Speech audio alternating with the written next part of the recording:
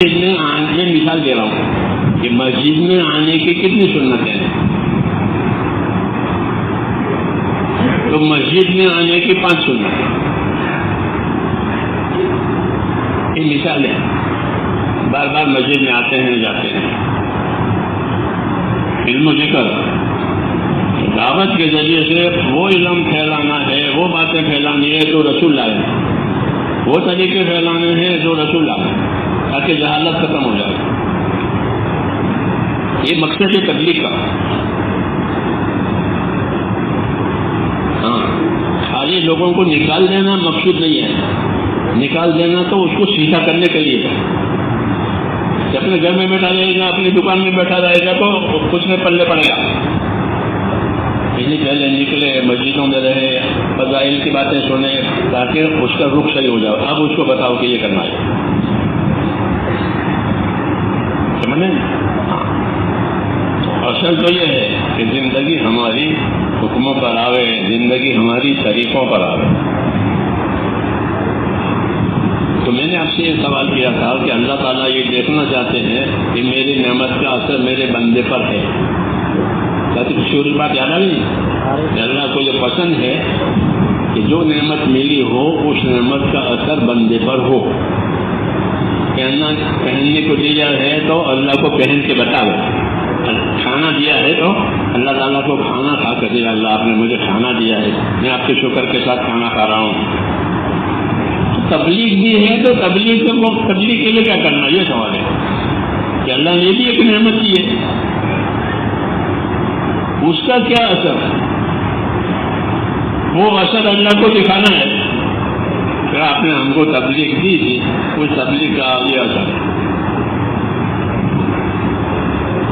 میری بات سمجھے، میرا سوال سمجھے. ہاں، یہ سوال کوئی نہیں کرے گا آپ سے، بولے اسماعیل صاحب بھی نہیں کریں گے.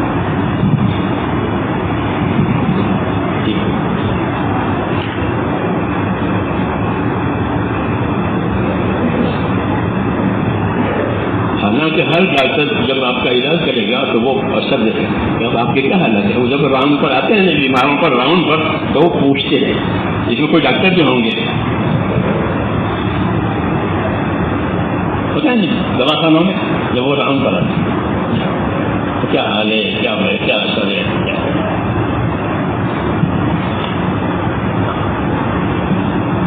یہ ضروری ہے کہ بھائی علاج ہے تو علاج کا کیا اثر ہوا. اللہ نے مال دیا ہے تو مال کا کیا اثر ہوا. تو اللہ نے تبلیغ دی ہے تو تبلیغ کا کیا اثر ہوا. یہ مجھے پوچھنے کا حق نہیں ہے. بولو.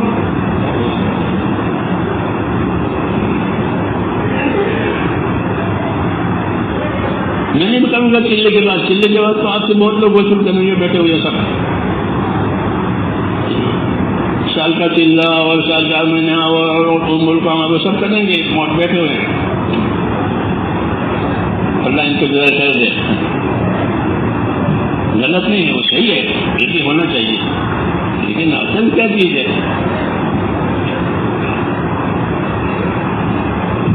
تو یاد رکھو کہ تبلیغ اور دعوت اور دین کا اصلی اثر یہ ہے کہ آدمی میں اور مسلمان میں اپنی آخرت کی فکر پیدا ہو جائے. یہ اثر ہے، یہ اصل ہے. جیسے کاروبار آدمی ہوتا ہے تو سب کاروبار کی فکر ہوتی ہے، اور فکر میں یہ ہوتا ہے کہ میرے کاروبار میں نقصان نہ ہو، نفع ہو. یہ فکر ہوتی ہے کہ میرے کاروبار میں نقصان خسارہ نہ ہو بلکہ نفع ہو. یہ فکر ہوتی ہے. ہمارے اندر بھی یہ فکر ہو کہ اس کام کے ذریعے سے میری آخرت بنے، آخرت نہ بگڑے. اس لیے کہ صحابہ یہ کہتے تھے کہ انما ہممنا الآخرہ ولیست ہممنا الدنیا، کہ ہمارے عزائم، ہماری فکریں تو آخرت کی ہے، دنیا کی نہیں. دنیا جتنی اللہ نے دی ہے شکر ہے، اس کو استعمال کرنے کے کھائیں یہ پھر کے استعمال کریں، لیکن اگر ہماری فکر یہ کہ ہماری آخرت بن جائے. تو تبلیغ کا اثر یہ ہے کہ ہمارے اندر اپنی آخرت بنانے کی فکر پیدا ہو جائے کہ میری آخرت کتنی بنی. ایک طرح کے پروگرام کتنے پورے ہوئے وہ تو ہو ہی رہے ہیں. یہ مغالطہ ہو گیا، پروگرام پورے ہو رہے ہیں. تو پروگرام تو اس چیز کا ذریعہ ہے، اصل نہیں ہے، کیونکہ پروگرام تو ہم بناتے ہیں، پروگرام تو ہم ہی بناتے ہیں، ہم ہی پورا کرتے ہیں. یہ نہیں ہے، بلکہ یہ ہے کہ ہماری آخرت کتنی بن رہی ہے، اور آخرت بنے گی صحیح یقین سے. پہلی بات صحیح یقین کہ جو ہوگا اللہ سے ہوگا، جو کرے گا اللہ کرے گا، جو چاہے گا وہ اللہ چاہے گا وہ ہوگا. کسی کے چاہنے سے کسی کے کچھ نہیں ہوتا، اللہ سے ہوتا ہے. یہ پہلی بات آخرت بنانے کی. یہ سارا نظام اللہ نے اپنے ہاتھ میں رکھا ہے. ایک پتا بھی اللہ کے اشارے کے بغیر نہیں گرے گا. جی ہاں، ایک پتا بھی درخت کا جو اللہ کے اشارے کے بغیر اللہ کے چاہے کے بغیر نہیں گرتا. پوری کائنات میں زمینوں میں آسمانوں میں کچھ ہو ہی نہیں سکتا جب تک اللہ نہ چاہے. کیوں کہ زمین آسمان اللہ کا ملک ہے اور اللہ اس کا مالک ہے. جیسے ہماری ملکیت میں کوئی کچھ نہیں کر سکتا، جو ہم چاہیں گے وہ ہوگا، ایسے اللہ کی ملکیت میں کوئی کچھ نہیں کر سکتا، جو اللہ چاہے گا وہ. یہ ہمارا ایمان ہے، یہ ہمارا ایمان ہے کہ کچھ ہوگا نہیں جب تک اللہ نہیں چاہے. جو اللہ چاہے گا وہ ہوگا. اس کو ایمان کہتے ہیں. جب یہ بات ہے تو پھر اللہ کو اپنے ساتھ کرو، کیونکہ کسی کے ہاتھ میں تو کچھ ہے نہیں، تو کسی کو اس کے ساتھ کرنے سے کیا ہوگا؟ کہ کوئی ملا میرے ساتھ ہو جائے، کوئی حاکم میرے ساتھ ہو جائے، کوئی طاقتور، تو ان سے تو کچھ ہوگا نہیں. تو کس سے ہوگا؟ کہ جس کے ہاتھ میں حیات موت ہے اس سے ہوگا. کہ اللہ سے ہوتا ہے، اللہ سے ہوتا ہے تو اللہ کو اپنے ساتھ کرو. یہ دعوت ہے، یہ دعوت ہے کہ اللہ کو اپنے ساتھ کرو. تو اللہ کسی سے ساتھ ہوگی. تو اللہ نے ہم پر جو حق رکھا ہے وہ حق ادا ہوگا تو اللہ ساتھ ہوگا. اللہ کا ہم پر حق ہے. آپ پوچھو گے کہ اللہ کا کیا حق ہے؟ کہ ہاں اللہ کا حق ہے. حضور صلی اللہ علیہ وسلم نے حضرت معاذ بن جبل سے پوچھا کہ معاذ بڑے صحابی ہیں، بڑے عالم ہیں صحابہ، کہ معاذ آپ کو معلوم ہے اللہ کا کیا حق ہے؟ کہ مجھے نہیں معلوم، مجھے نہیں معلوم، آپ بتائیں گے. فرمایا اللہ کا حق یہ ہے کہ اسی کی عبادت کی جائے گی، اس کے ساتھ کسی کو شریک نہیں کیا جائے گا. یہ اللہ کا حق ہے. یہ بتایا یہ اللہ کا حق ہے کہ زندگی اللہ تعالیٰ نے عبادت کرنے کے لیے دی ہے اور کسی کا نہیں ہے. عبادت کے علاوہ جو چیزیں ہیں وہ ہماری ضرورتیں ہیں. وہ کیا ہے؟ وہ ہماری ضرورتیں ہیں. تو وہ ضرورتیں پوری ہوگی، اللہ اس کو بھی پوری کرے گا. اس کے پورے کرنے کے طریقے بتائیے کہ کھانا یوں کھاؤ، یوں کماؤ، یوں شادی کرو، یوں کپڑا پہنو. یہ ضرورتیں ضرورتوں کے لیے، یہ ضرورتوں کے لیے اجازت دی ہے اور ضرورتوں کے طریقے بھی بتائیں. ضرورت کے لیے اجازت دی ہے، کھاؤ پیو پہنو اڑو کماؤ، اور اس کے طریقے بھی بتائے. اس طرح پہنو، اس طرح کماؤ، اس طرح کھاؤ، غلط طریقے سے مت کرو. کیوں؟ تمہاری ضرورت ہے. اس لیے میرے بھائیوں، دعوت کے ذریعے سے ضرورت کو اور مقصد کو الگ الگ سمجھنا چاہیے. مقصد کیا ہے، ضرورت کیا ہے. تو مقصد تو یہ بتایا کہ زندگی ہماری اول سے آخر تک عبادت والی بنے. یہ تو اصل مقصد ہے. یہ اصل مقصد ہے کہ جو جس حال میں ہو اس حال کا حکم پورا کرے، اس حکم کے طریقے پر زندگی گزارے. یہ مطلب ہے کہ جو جس حال میں ہو اس حال کا حکم. مالدار ہے تو مالداری کے کیا حکم ہے، غریب ہے تو غریبی کا کیا حکم ہے. حیات فضائل صدقات لکھی حضرت شیخ نے، تو پہلا حصہ مالداروں کا ہے، دوسرا حصہ غریبوں کا ہے. پہلا حصہ فضائل صدقات کا پہلا حصہ مالداروں کے لیے لکھا ہے کہ مالداری ہے تو کیا کرنا چاہیے، اور مالداری نہیں ہے تو یہ غریبی آ گئی. تو غریبی ہے تو کیا کریں. یہ کتابیں پڑھنے کی ہے تاکہ دین سمجھ کر دین کا کام کریں. اگر یہ کتابیں نہیں پڑھی جائے گی تو دین سمجھیں گے نہیں، دین کا کام کریں گے.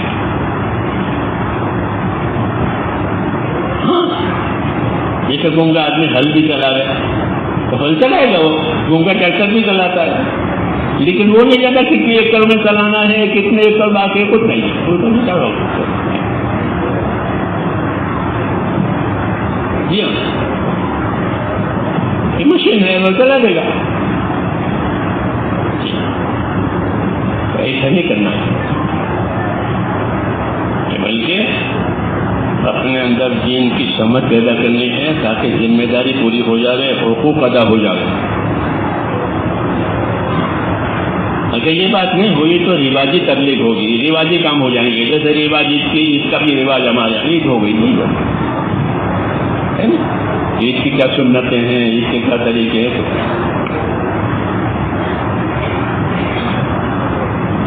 تو جب طریقے اٹھ جائیں گے تو رواج ہو جائے گا. رواج پر اللہ کچھ نہیں دے گا. رواجوں کو، غلط طریقوں کو ختم کرنے کے لیے سنت طریقے دیے، وہی علم و ذکر ہے. وہ کیا ہے؟ علم و ذکر ہے. دنیا کی کسی قوم کو نہیں ملا، ہم کو یہ ملا ہے. ہم کو یہ ملا ہے کہ ہم جوتا بھی پہنیں گے تو علم و ذکر کے ساتھ، جوتا اتاریں گے تو علم و ذکر کے ساتھ، جوتا پکڑیں گے بھی تو علم و ذکر کے ساتھ. یہ جوتا کیسے پکڑنا چاہیے؟ یہ جوتا بائیں ہاتھ میں پکڑنا چاہیے. ایسا صدیقہ فرماتی کہ حضور صلی اللہ علیہ وسلم اچھے کاموں کے لیے یہ ہاتھ استعمال کرتے تھے اور ویسے کاموں کے لیے یہ ہاتھ استعمال. تو جوتا ویسا کام ہے تو اس کے لیے ایک ہاتھ ہے. تو کھانا ہے، کسی کو کچھ دینا ہے، کسی سے کچھ لینا ہے، تو کون سا ہاتھ استعمال کریں گے؟ یہ علم و ذکر ہے.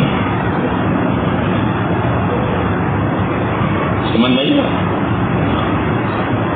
تو علم و ذکر کا تعلق پوری زندگی سے ہے. اس لیے علم و ذکر زندگی میں آئے گا تو زندگی میں نورانیت آئے گی. کیا آئے گی؟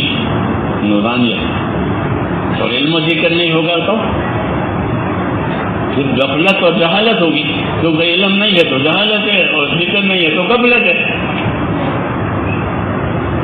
یہ ہوتا ہے نا، ایک کے مقابلے میں ایک چیزیں ہوتی ہے. رات کے مقابلے میں دین ہے، اندھیرے کے مقابلے میں اجالا ہے. تو علم و ذکر کے مقابلے میں غفلت اور جہالت ہے.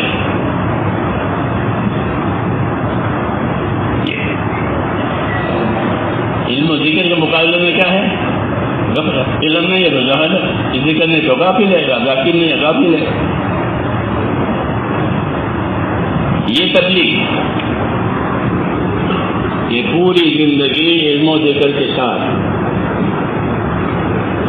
کھانا کھاوے تو کھانے کا علم و ذکر، کپڑا پہنے تو کپڑا پہننے کا علم و ذکر.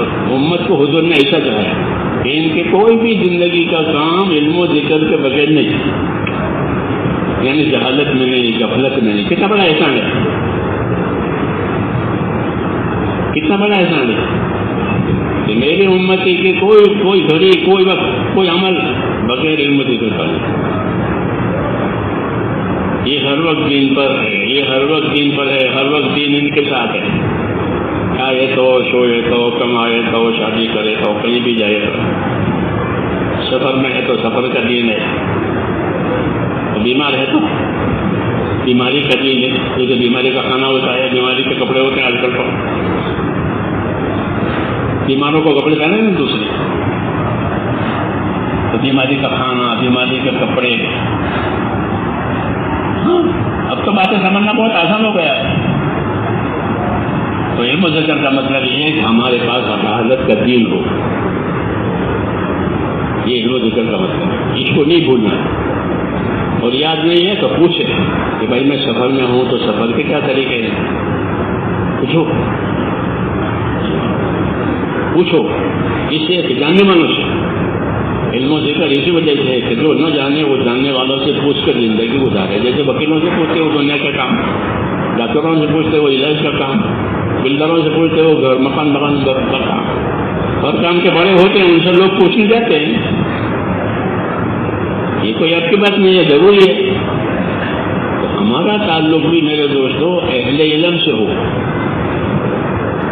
اسے اہل علم سے ہو تاکہ ان کے علم کی روشنی میں ہماری زندگی گزرے. نہیں تو چلے دینا رواج ہو جائے گا. جیسے پہلے 30-40 سال لوگ کرتے تھے مرنے والوں پیچھے، چاہے اس کو فائدہ ہو نہ ہو، لیکن ہمارا یہ ہو ہی ہوگا. وہ رواج الحمدللہ ختم ہو گیا. کیوں کہ رواج کے پیچھے کوئی وعدہ نہیں ہوتا، عمل کے پیچھے وعدہ ہوتا ہے. عمل کے پیچھے وعدہ ہو، چاہے وہ عمل بڑا ہو چاہے وہ عمل ہلکا ہو، لیکن عمل کے ساتھ وعدہ ہو کہ مسجد کی طرف چلو گے تو ہر قدم پر ایک نیکی ملے گی، ایک خطا معاف ہوگی، ایک درجہ بلند ہوگا. یہ وعدے ہیں. یہ کیا ہے؟ وعدے ہیں. کسی کو یاد رہے نہ رہے، اللہ کا ہی وعدہ ہے. اس کو وعدے کہتے ہیں. تو عمل پر وعدہ ہے، رواج پر وعدہ نہیں، عمل پر وعدہ. اس سے ہماری دعوت کی غرض یہ ہے کہ ہماری زندگی کا ہر کام عمل بنے اور وہ عمل رسول صلی اللہ علیہ وسلم کے طریقے کے مطابق ہو. کیونکہ اللہ کو اپنے نبی کے طریقوں کے علاوہ کوئی طریقہ پسند نہیں. حضور نے فرمایا اگر موسیٰ زندہ ہوتے، موسیٰ علیہ السلام، تو تم موسیٰ علیہ السلام کے طریقے پر نہیں چل سکتے تھے، میرے طریقے پر چلنا پڑے گا. موسیٰ بھی میرے طریقے پر چلیں گے اگر زندہ ہوتے تو، کیونکہ سب طریقے ختم کر دیے. ایک طریقہ رسول اللہ والا باقی رکھا. ہماری دعوت کی یہ غرض ہے کہ ہماری زندگی علم و ذکر والی بنے. اور نکالنا اس لیے ہوتا ہے کہ علم و ذکر سے تعلق پیدا ہو جائے گا. ورنہ تو گھر میں رہیں گے تو بیوی بچوں سے تعلق ہوگا، کاروبار میں رہیں گے تو مالوں سے تعلق ہوگا. اللہ سے تعلق کب پیدا ہوگا؟ وہ مسجدوں میں پیدا ہوگا، وہ مسجدوں میں پیدا ہوگا. تو مسجدوں میں مسجد کی محنت سے اللہ سے تعلق پیدا ہوتا ہے، آخرت سے تعلق پیدا ہوتا ہے. اور یہی اس کام کی غرض ہے کہ مسلمان آخرت والا بن جائے. مسلمان یہ صحابہ کہتے تھے کہ انما ہممنا الآخرہ ولیست ہممنا الدنیا، کہ ہمارے عزائم اور ارادے آخرت بنانے کے. دنیا کی جتنی ضرورت ہے وہ کھائیں گے، کمائیں گے، شادی کریں گے، ہاں، اور جو اللہ دیں گے اس کو استعمال کریں گے، ہاں، لیکن آخرت بنائیں گے اپنی دنیا سے، کیونکہ دنیا کو اللہ نے آخرت بنانے کے لیے پیدا کیا ہے. مقصدے فیما آتاک اللہ الدار الآخرہ، تو اس کو جو دنیا اللہ نے دی ہے اسے اپنی آخرت بنا. یہ دعوت ہے. یہ دعوت قارون کو دی تھی اللہ نے، تو اس کا مال تھا، تو اس کو کہا کہ جو دنیا تو اس کو اللہ نے دی ہے اسے تو آخرت بنا لے. اسے نہیں بنائی، وہ اکڑ گیا. جی ہاں، تو وہ اپنے مال کے ساتھ برباد ہو گیا. یہ مشہور ہے، سب جانتے ہیں.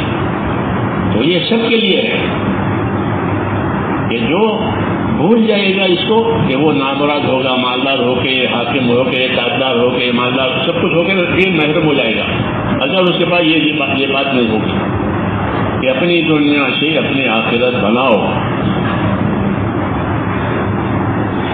سمجھ نہیں نا؟ یہ ہماری دعوت ہے کہ اپنی دنیا سے آخرت بناؤ. تو وہ عقل مند وہی ہے جو فانی سے باقی بناوے. دنیا فانی ہے، اسے باقی بنائی، یعنی اسے آخرت بنائی. تو تو دنیا سے آخرت بنانے کا طریقہ وہ دین ہے کہ جو دنیا دین پر آئی کہ وہ دنیا باقی رہے گی، اس کا بدلہ باقی رہے گا، اور جو یہاں کھایا پیا وہ نفع میں ہے، وہ نفع میں ہے، اور جو کیا ہے وہ باقی رہے گا۔ اس لیے مسلمان سمجھدار وہ ہوتا ہے جو اپنی دنیا سے آخرت بنائے، جو اپنی دنیا سے دنیا بناوے وہ نادان ہے۔ یہ ہے کہ جو دنیا سے دنیا بنائے کہ وہ نادان ہے۔ کہ نادان اس لیے ہے کہ تھوڑی ہوگی تو بھی چھوڑ کے جائے گا، زیادہ ہوگی تو بھی چھوڑ کے جائے گا، تو وہ چیز تیار کر رہا ہے جس کو چھوڑ کے جانا ہے۔ تو جس کو چھوڑ کر کے جانا ہو اس کی تیاری میں لگنے والا سمجھتا ہے کہ اس کو تو چھوڑ کے جانا ہے۔ ہاں، اس کو چھوڑ کے جانے کا مطلب یہ جسے آخرت بنا کے جاؤ، پھر تمہیں کوئی نقصان نہیں کہ تم نے جتنا بنایا ہے اس سے اللہ اور زیادہ کر کے تم کو دے گا۔ ہاں، آدمی تو 50-60 سال یہاں رہتا ہے تو کتنا بنائے گا؟ اس میں بچپنا بھی ہے، کھانا بھی ہے، کمانا بھی ہے، بیماری بھی، تندرستی، تو کتنی بنائے گا؟ آخرت بنانے کا موقع تو بہت تھوڑا ہوتا ہے، لیکن اللہ یہ تھوڑے کو زیادہ کریں گے۔ جیسے گوٹلی کو درخت بنا دیتے ہیں، ایک گوٹلی ڈالی درخت ہو گیا، تو پتہ نہیں کتنے سالوں تک وہ پھل دیتا ہے۔ تو ایسی تمہاری تھوڑی دنیا لگانے سے اللہ اس بڑی آخرت بنا دے گا۔ اس لیے ہماری دعوت میں دنیا سے آخرت بنانے کی بات ہے کہ اپنی دنیا سے آخرت بناؤ تاکہ ہمیشہ ہمیشہ کام آئے، اور جس دنیا سے آخرت بنائی ہے وہ دنیا ہوگی برکت والی۔ وہ دنیا کیسی ہوگی کہ وہ دنیا ہوگی برکت والی، کیا اس دنیا میں اللہ برکت بھی دیں گے، کیوں کہ اس دنیا سے آخرت بنائی ہے۔ اس لیے اللہ تعالیٰ نے ہم کو دین دیا ہے کہ تاکہ ہر حال کا حکم ہم کو معلوم ہو جائے اور ہر حال کا حکم ہم پورا کریں۔ جب ہر حال کا حکم پورا کریں گے تو ہر حال کی برکت ملے گی، ہر حال کی برکت ملے گی، ہر حکم کی برکت ملے گی۔ پہلے برکتیں دیں گے اور مرنے کے بعد بدلہ دیں گے۔ مسلمان کو 2 مرتبہ انعام ملتا ہے، ایک انعام زندگی میں ملتا ہے، وہ برکت ہوگی، دین کے کام کیے ہیں، دین پر جان مال لگائے ہیں، عبادتیں کی ہیں، احسان کیا ہے لوگوں کے ساتھ، یہ اس کی برکت دنیا میں آئی ہے۔ اور بدلہ، یہ بدلہ آخرت میں آئے گا، کیونکہ بدلہ ہمیشہ کے لیے جانا ہے، دنیا ہمیشہ رہے گی نہیں، بدلہ ہمیشہ کے لیے جانا ہوتا ہے۔ اس لیے بدلہ اٹھا کر آخرت میں لیں گے اور برکت یہاں دیں گے، تو برکت دیں گے تو مسائل حل ہو جائیں گے۔ جب برکتیں اترتی ہے تو پھر مشکلات ختم ہو جاتی ہیں۔ یہ فائدہ ہے کہ اللہ نے کسی کام میں برکت ڈالی کہ اس کام کی مشکلات ختم، اور کسی کام کی برکت اللہ نے اٹھائی کسی گناہ کی وجہ سے برکت اٹھ گئی، کیا اب مشکلیں کھڑی ہو گئی، کیونکہ یہ برکت اٹھا دی۔ اس لیے میرے دوستوں، ہم کو جتنے طریقے دیے ہیں دین کے، وہ دنیا بھی بنانے کے لیے ہے اور آخرت بھی بنانے کے لیے، کہ اس سے ہماری دنیا بھی بنے گی، اس سے ہماری آخرت بھی بنے گی۔ کہ دنیا برکتوں کے ساتھ، آخرت بدلے کے ساتھ، دنیا برکتوں کے ساتھ اور آخرت بدلے کے ساتھ۔ فضائل اسی لیے سمجھائے ہیں، فضائل پڑھتے ہیں لیکن اب اس کی طرف توجہ نہیں رہی۔ فضائل کا یہی مقصد تھا کہ دنیا میں کیا کرنا ہے، دنیا سے آخرت کی طرح کمانی ہے، وہ فضائل میں ہے، وہ فضائل میں ہے۔ فضائل میں ایسی بات ہے کہ کوئی بلا، کوئی بیماری صدقے کو پھاند کر نہیں آ سکتی، حدیث پہ ہے۔ آپ نے مکان کے چاروں طرف یوں باؤنڈری بنائی ہے، تو کوئی جانور آئے گا؟ نہیں آ سکتا۔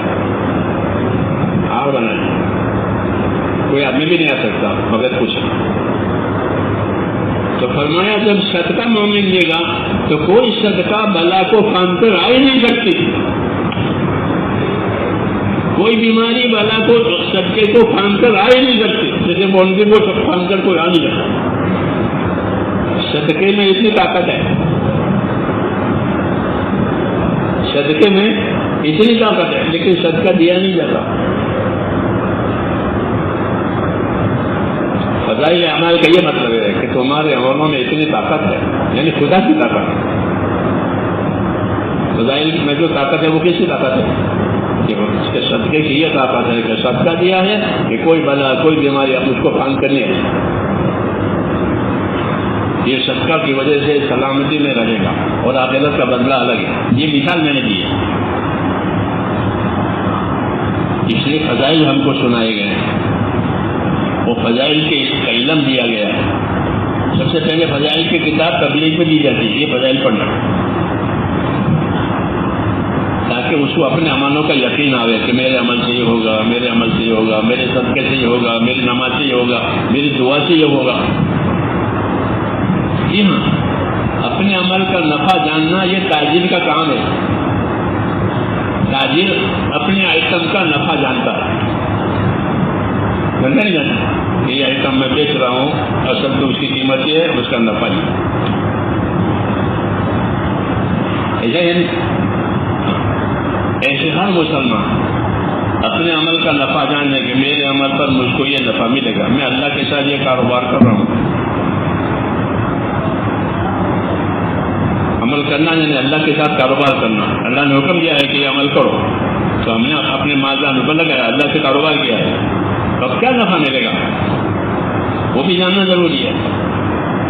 ہاں کہ اللہ نے مسلمانوں کے جان مال کو جنت کے بدلے میں خریدا ہے، تو خریدنے والا اللہ ہے، بیچنے والا مومن ہے۔ تو مومن اللہ کو کوئی چیز دیتا ہے، اللہ کے نام پر کوئی کام کرتا ہے، تو اس پر کیا ملے گا ان کا جاننا ضروری ہے، کیونکہ کوئی چیز کا سودا ہوتا ہے تو بیچنے والا بھی جانتا ہے، خریدنے والا بھی جانتا ہے کہ کیا نفع ہوا۔ جی ہاں، اتنا نفع ہے، اصل مدل یہ ہے۔ ایسے نظر و فضائل کا ہی مطلب ہے کہ فضائل کے علم کے ذریعے سے ہم اللہ سے معاملہ کر رہے ہیں کہ اللہ مجھ کو یہ دینے والا ہے، یہ دینے والا ہے، یہ دینے والا ہے۔ اگر یہ نہیں ہے تو اپنی ایک چیز لگا رہا ہے، خبر نہیں ہے کیا ہوگا، کیا ملے گا۔ اس لیے میرے بھائیوں، اپنی تبلیغ کو ہم کہیں علم و ذکر والی بناؤ۔ بے شک تبلیغ آپ کی صحیح ہے، غلط نہیں ہے، مگر یہ کمی پوری کرنے کی بات ہے کہ اپنے فضائل کو دھیان میں رکھو تو یقین کے ساتھ عمل ہوگا۔ اس کے ساتھ یقین کے ساتھ کہ اللہ کا یہ وعدہ ہے، ہم نے یہ عمل کیا ہے، اللہ اس پر یہ کریں گے، کیونکہ ہم اس کے داعی بھی ہیں۔ دعوت سے یقین بنتا ہے، تو یقین تو عمل میں ہی پیدا کرنا اور کس میں پیدا کرنا کہ نماز سے یہ ہوگا، نماز کی دعوت دیں تاکہ نماز پڑھیں گے اور نماز سے یہ ہوگا، زکوٰۃ کی دعوت دیں تاکہ زکوٰۃ سے یہ ہوگا۔ تو دعوت دینی ہے عملوں کی، اور اس کا اپنے اندر یقین پیدا کرنا ہے کہ اس سے میری دنیا میری آخرت دونوں بنے گی، کیوں کہ اللہ نے دونوں کے وعدے کیے۔ اس لیے ہماری اس محنت کے ذریعے سے میں نے کہا ہم پر یہ اثر ہونا چاہیے کہ ایک تو ہم اپنے آخرت بنانے والے بنیں۔ کیا بنانے والے؟ آخرت بنانے والے بنیں کہ مجھے اس کام کے ذریعے سے اور اللہ کے حکموں پر چلنے کی وجہ سے میری آخرت مجھے بنانا۔ آخرت بنانے والا مخلص کہلاتا ہے، کوئی غرض نہیں ہے، آخرت بنانی ہے۔ اس سے اونچا درجہ یہ ہے کہ اللہ کو راضی کرنا ہے، اللہ کو یہ راضی کرنے کے لیے کریں گے، یہ اخلاص ہے۔ آخرت بنانے کے لیے کریں، یہ بھی اخلاص ہے۔ تو اپنے کاموں کو اخلاص کے ساتھ کرنا، اپنے نفع کو سامنے رکھ کر، اللہ کے وعدے کو سامنے رکھ کر جب یہ ہوگی تو پھر آدمی کام نہیں چھوڑے گا، کیوں؟ بس کا نفع اس کے سامنے ہے، چھوڑنے کا نقصان اس کے سامنے ہے۔ اس لیے ایک تو میرے دوستوں ہمارے اندر یہ چیز پیدا ہو جائے کہ اس کا نفع نقصان ہمارے پاس سامنے ہو، اور وہ فضائل عمل جائے گا کہ فضائل اعمال کا خوب تذکرہ ہو، تاکہ امیدوں کے ساتھ اللہ کا کام کرے کہ میں نے صدقہ دیا ہے، میں صدقہ دیتا رہتا ہوں، اللہ بھلا تو کرے گا، اور کرے گا، لیکن ہر کام کی ایک مقدار ہوتی ہے، سمجھے؟ ایک پیالی چائے ہے تو ایک چمچے شکر کافی ہے، لیکن ایک گیس چائے ہے تو پھر چمچہ شکر کافی نہیں ہے، پھر کتنی شکر ڈالنی پڑے گی؟ کہ جتنی نیت چاہیے، ایسے جس کام میں جو کام کرنا ہے اس کے اندر یہ دیکھو کہ کتنی قربانی دینی پڑے گی.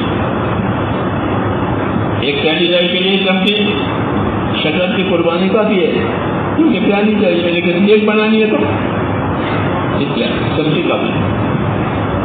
سنو تو قربانیاں جو بڑھانے کی بات ہے وہ اس لیے ہے کہ جب قربانیاں بڑھے گی تو پھر عمل کا وزن بڑھ جائے گا، پورے دیکھ کر دیکھ میٹھی ہو جائے گی. ہاں ہزاروں کا میٹھے ہو گئے، کیوں کہ اتنی قربانی ہے، اتنی چینی ڈالی ہے. تو دین کے کاموں کے لیے بھی کہ دین ہم کو اوپر لائے گا، اتنے کہ جتنا دین چاہتا ہے اتنی قربانی ہے.